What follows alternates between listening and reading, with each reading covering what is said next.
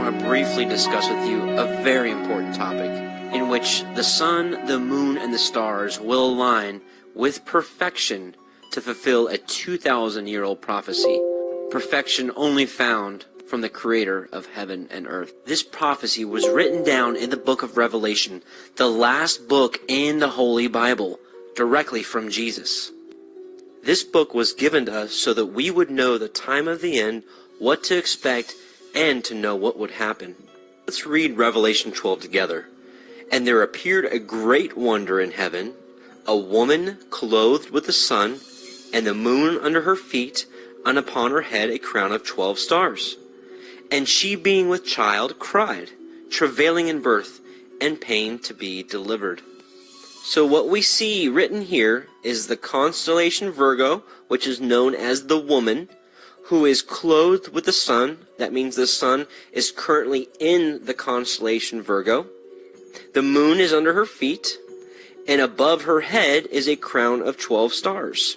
And Jupiter enters her belly, stays there for 9 months, and exits, showing a birth. So in this very descriptive passage, we see all phases, the sun, the moon, and the stars, all coming together to form a picture of a birth.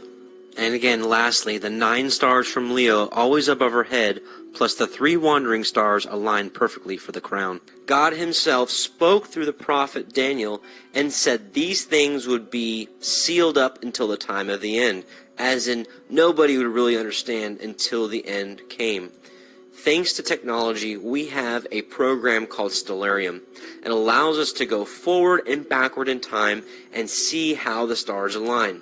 Because as they have seen, every star, every planet known as a wandering star follows a mathematical equation.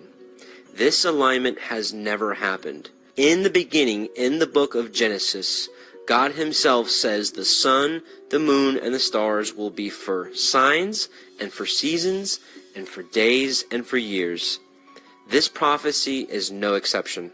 What's also really interesting is when Jesus was telling his apostles of when he will return, he himself said that there would be signs in the sun and the moon and in the stars, and upon the earth the stress of nations, as in much trouble going on, as we see now. Hopefully by now you see that this topic is worthy of your time for further investigation. This is something that you can see with your very own eyes, and